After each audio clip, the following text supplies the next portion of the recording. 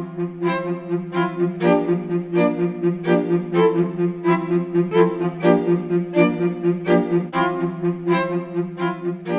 good morning, Martina. Good morning, Dr. Classen. Wonderful to be here, and this is the Museum of Art, University of Arizona. I think you have never been in that museum. No, so far I haven't been here. Ah, that's a very good opportunity for us to introduce you and then the public to this wonderful museum. They have, it's a small museum, but they have an incredible collection of medieval, early modern, Renaissance, and also very, very modern art. And today we have the great opportunity to go into the Retablo room. Do you know what the Retablo room is? No, I've never heard about what is that? The Retablo room is a very special collection. Upstairs, it is late 15th century Spanish art.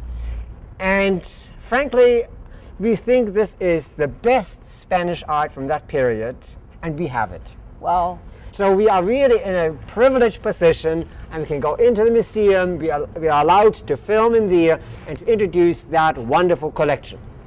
And so the public is then also invited. We hope you will join us and enjoy this really beautiful collection. We'll talk more about it and give you the highlights of this wonderful collection. So Martina, let's go right in.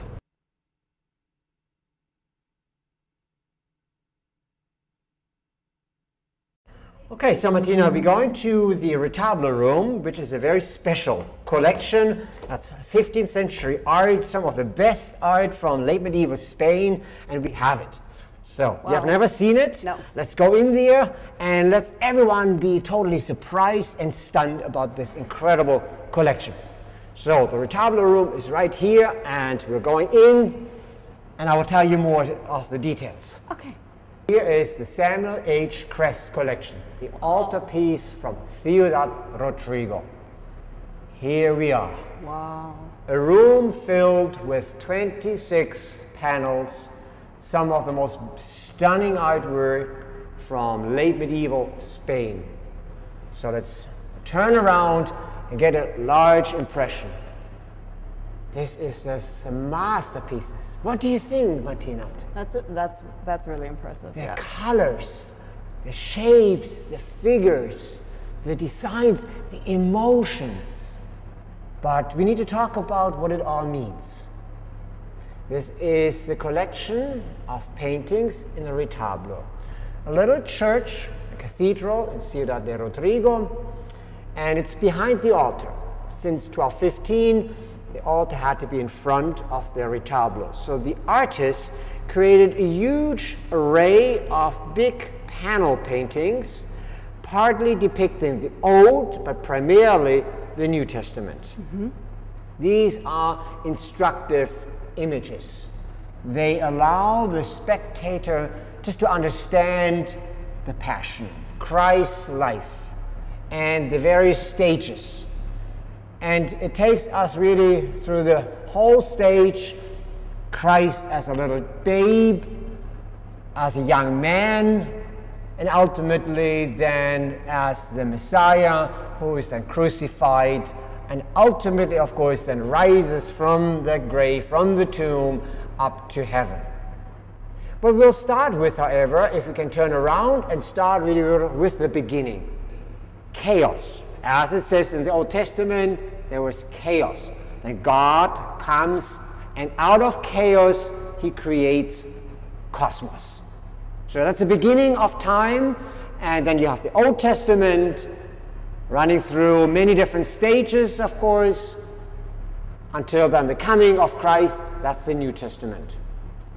Now, we do not have all panels. The Retablo was partly damaged, but we have a huge collection, and primarily what we see here is the New Testament. So we're jumping from the Old Testament to Christ's birth, and we go quickly there, and then let's take a quick look through the entire room in order then to focus on one or two specific paintings. So, Martina, here we are. Okay, so what do we see on this This painting? is a typical scene, the circumcision of Christ. Everyone is interested and wants to know the whole life of Christ. He is the holiest, the most important person, of course, or God, or Messiah, as you want to believe it. and it just simply shows the circumcision. We have the parents in the background, the rabbi doing the circumcision. That's one scene out of the life of Christ. And we jump from here then to a much, much later scene, and we're right next to it. Fernando Gallego, who is the artist, of course, shows us here a scene with Christ handing over the key to St. Peter. Do you know what that means? The beginning of the church. Exactly, yes. The Vatican. And so we have precisely that critical moment beautifully depicted here. And from this one scene, let's turn to a depiction of some of the evangelists, and we have very beautiful close-up images of those. So we're going over here, and we see St. Bartholomew and St. John the Evangelist, both really beautifully depicted, and their inner passion and religious devotion showing here really beautifully in this wonderful oil painting. And let me remind you once again, this was all done about 1493, 1494 or so, and it was done, of course, for a church in Ciudad Rodrigo. And we have actually, I should not forget this, we have two artists. One is the famous Fernando Gallego, and the other one, we'll notice him later, is Maestro Bartolomé. So, Martina, what do we have here? So here we have another oil painting, and it's called Christ and the Samaritan Woman. It's 1480 till 1488. Yeah, so it takes a long time for these artists, of course, to produce these artworks. Every scene has to be done very carefully. And then we move on here to the next one, also by Fernando Gallego, the raising of Lazarus. So the experience of the dead coming back to life because of Christ's power, divine power. Next one, we have a very interesting painting, and you might notice something very, very curious about the painting. It is called Ecce Homo, so see here is man, or rather God. And there is a hole. And there is a hole, indeed. A huge chunk is missing, because after all, we have to remember these paintings in the Retablo were partly damaged and destroyed during the Napoleonic Wars, and they did not want simply to patch that up, instead just left it as is. It's an historical painting. Then we have here now the Agony in the Garden. And it's a very moving, beautiful, late Gothic painting. You see Christ praying in the Garden of Gethsemane. He knows that his passion is about to start. Judas is already arriving with the soldiers while the three apostles are asleep.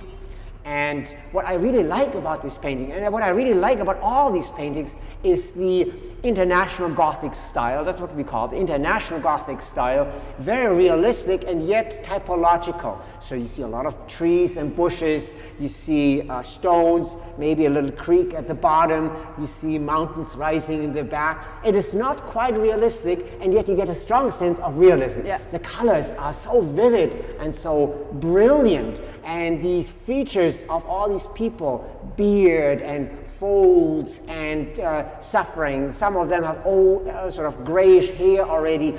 These are really people you can imagine. The entire passion story suddenly comes to life. We'll see this repeated throughout, which makes all this collection to such an incredible artwork. Let's turn to the next one, or maybe we go here. You see the betrayal of Christ. Then what do we have here? This is a very beautiful, interesting scene. Oh yeah, the changing the water into the wine. And of course, a lot of people will love that today, changing of water to wine, a very cheap way. Of course, that's the Wedding of Cana. So Christ celebrating and helping wedding. Thereby, it's a very important scene that indicates how much he supported wedding, and he wanted people to be happy and to marry. It's also very interesting. It's an interior scene. So the architecture, the windows, the way how to close the windows, the shutters. You see really a strong attempt by the painter to give us a good sense of the interior with some tile work, a certain sense of perspective. That is really kind of a very clear sense It's not yet the Renaissance, there's a certain number of elements missing, but as late medieval art, it is so stunning, so beautiful. Also, you notice the headgears, the hats, things what people wear, and the beards, very, very beautiful.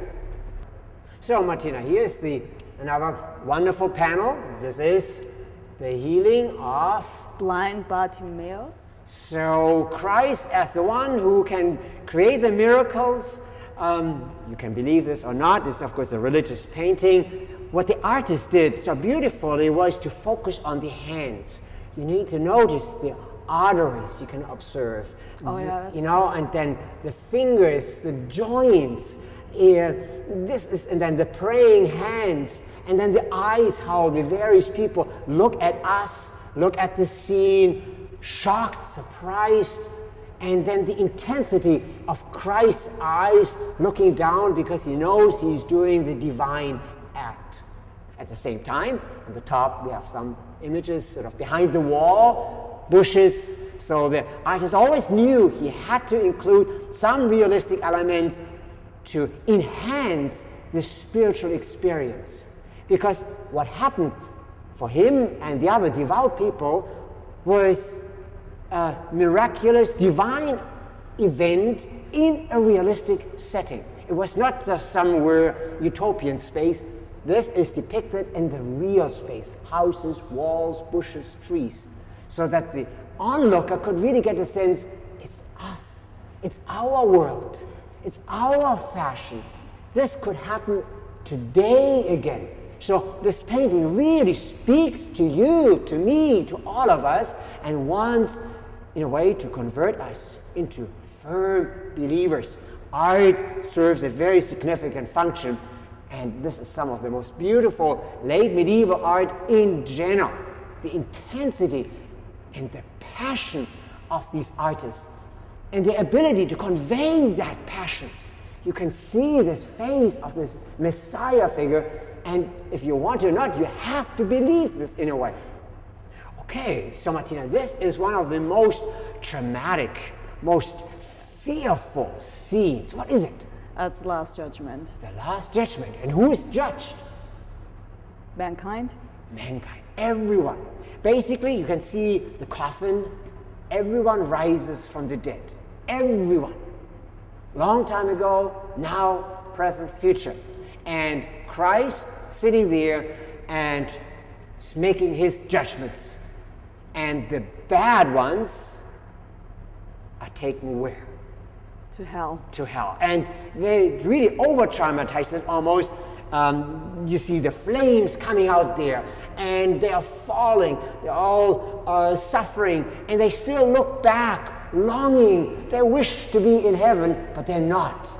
And instead, they have to step down, and they're forced and pulled down into the inferno, as Dante was calling that, and then they know they are lost forever.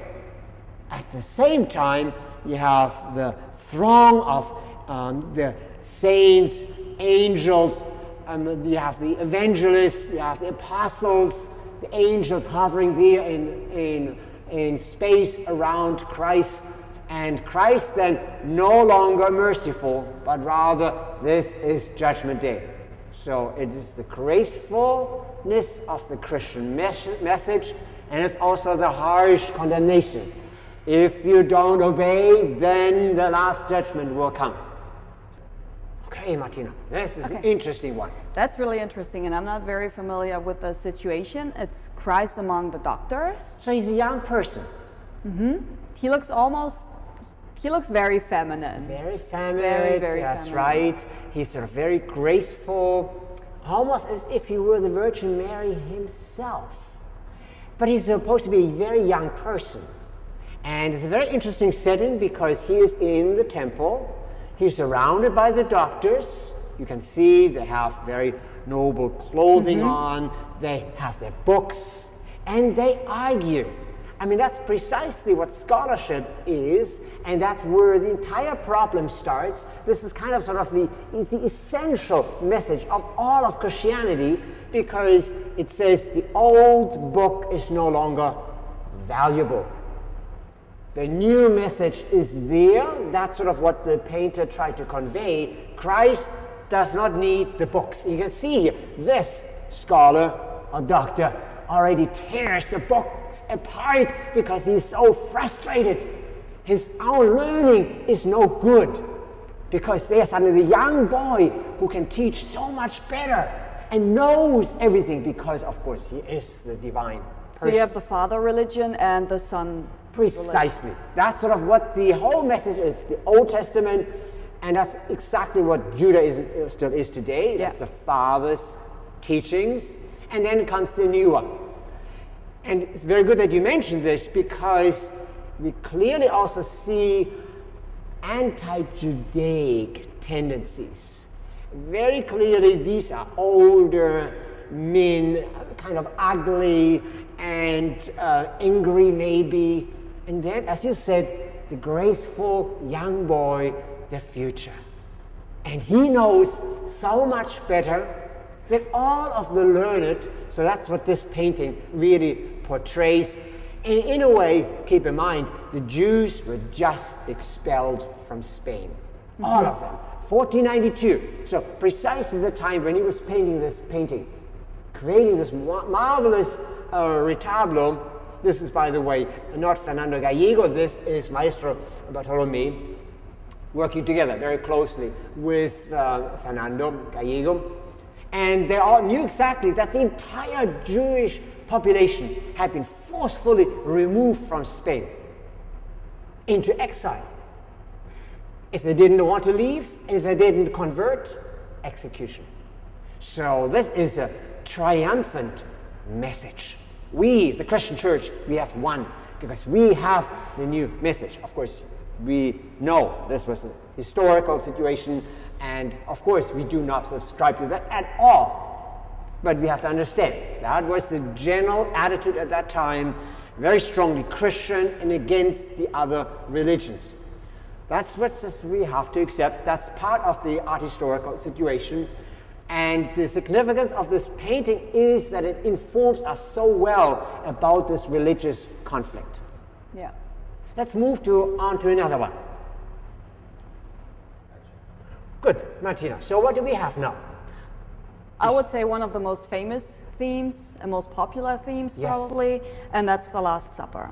And there we see Christ, of course, predicting his suffering. We saw first the young child, and now 30-year-old man surrounded by his disciples, and he has the wafer in his hand, of course, very modernized. This is no longer, very modernized. right? So that's the way how, until today, you have the chalice, and then he has the wafer, and he will then break that and share that with everyone. And there's, of course, a modern glass with the red wine. And of course, as he says, that's a biblical message. This is my bread, this is my body, and eat from my body. And that's my wine, that is my blood, and share with my blood. At the same time, there is more drama in this painting than we could imagine. First of all, we notice that several of these apostles look directly at us. They want us to partake in that miraculous scene. He makes a very interesting kind of a funny gesture. face. Yes, that's right. But more interesting for me is really this figure. You notice he holds something behind himself. The silver. So, in other words, this is Judas, one of the most maligned person in Christianity, because he has been bought already by the Pharisees and to sell his Lord. On the other hand, you have the various apostles debating with each other. So, and you have also the Mary Magdalene there looking up to Christ. So you have a whole group of different people who show different forms of passion. There's St. John, seemingly asleep, but in reality internalized, because he knows the suffering is coming. And also, notice one more time the hands, the fingers. Of course, Christ making that gesture, the others praying, pointing, arguing, discussing. So the hands you could say, some of the best pieces of art. Our master here, this is part of the workshop of Bartolomé, and they all worked very closely under their direction and then developed these beautiful gestures so that we understand this is almost theatrical. And as I just do with my hands, so they operate beautifully with their hands. And once again, we have this very beautiful interior design. We have the window. So in a way, we're also supposed to look out of the window into heaven. So a very dramatic scene, and I think, once again, really kind of a masterpiece. So let's go on to another one. So in one of the previous paintings, Martina, we saw Christ's power to resurrect people. What do we see here? That he is resurrecting himself. Absolutely, that's the divine message. After all, that is the fundamental message that Christianity wants to convey, and we see this here, the triumphant, glorious Christ rising out of his grave, and then of course, then soon ascending to heaven. But he still has all the marks of his passion, of his suffering. Yeah. The holes from the nails in his feet. In the hand. In the hand, probably there on the left hand as well. And of course, a horrible wound in his side. But you notice also how much the artist has his coat flying in the wind. There is already sort of turbulence in the air. Of course, we also need to remember the soldiers, most of them at least, are still asleep. They don't understand yet at all. One of them, right there, he has woken up. This one is about to wake up. He's still a little bit unclear what's going on. And we are invited kind of to flow with Christ and understand that the Savior has come. So that's the Christian message. But the artists, and that's really our interest, we are really talking about that only from an art historical perspective, have made greatest effort to situate the entire miraculous scene not in Palestine. That is Northern Europe. Basically, they learned, of course, from other artists. So, for example, most of these elements, mountains, trees, bushes, little passageways there, some rocks, very much learned from German artists. Very famously, Hartmann Schädel's World Chronicle that was created in 1493, and then, of course, over years. And so many famous artists in Germany had contributed to that World Chronicle, which was, of course, sold in Spain as well, and very much well known in Spain. And so we know that those artists copied and learned very much from the German artists, showing really how much art is international. For me, it is very significant how much the artists try to give us a sense of reality. You know, nature, rocks, it is still very typological. I mean, it's not yet realistic. But there are very nice attempts, at least, to signal to us there's background. Very detailed. Very detailed, exactly, the elevations, and there's even a little city in the background. Okay, but at the same time, the focus still is Christ, his look upwards, and then the miraculous transformation. Well, Martina, I think we need to wrap it up a little bit. I think this is a phenomenal experience. Whether you're Christian or not, you can just simply enjoy it. Muslims, atheists, everyone can enjoy this as art. You need to understand these are Christian paintings. And we just simply need to understand that they carry certain Christian or religious messages. But this is artwork. And we really are extremely fortunate to have this here in the Museum of Art at the University of Arizona. I think we can be extremely proud of having this artwork. It is beautifully displayed here in this wonderful Retablo room. Of course, these paintings have now transformed. They used to be part of the church, you know, Retablo behind the altar. Now they're artworks, so differently displayed. But we're just simply fortunate to have these We can study them. They're completely open to the public. Students can come. Everyone can look at them, study them. And we hope to have given you a little bit an introduction, a sense really of the beauty of this art, the stellar quality of this art.